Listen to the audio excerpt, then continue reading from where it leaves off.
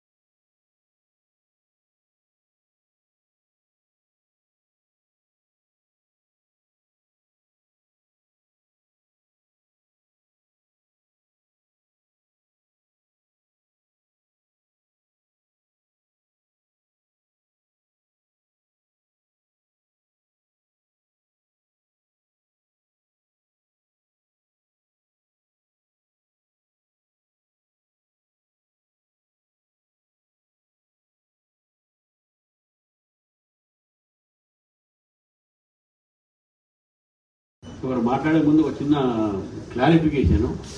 ఇప్పుడు రామచంద్ర రెడ్డి గారు అన్నారు ఇది రెండు పార్టీలు ఉన్నాయి.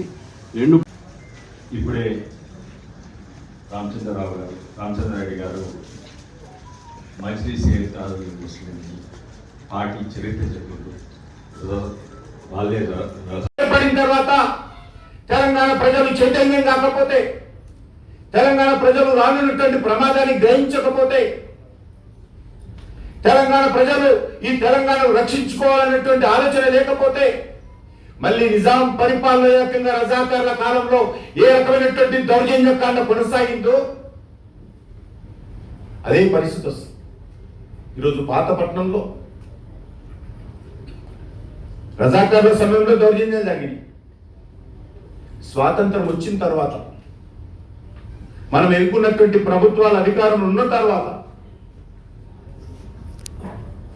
ఎన్ని బస్తీలు ఖాళీనేవో నేను పత్రికా విలేకరులందరినీ కోరుతా ఉన్నాను. ఒకసారి మీరు సర్వే చేయండి. నేను హైదరాబాద్ పాతపట్నంలో పెరిగాను. ఎన్ని హిందూ బస్తీలు, దళితులు ఉండేటువంటి బస్తీలు ఊచకోత కోసి దౌర్జన్యం చేసి ఈ మజ్లిస్ పార్టీ ఆ బస్తీలన్నింటినీ కూడా అంటికి పాలుషాలంటాం తెలంగాణలో.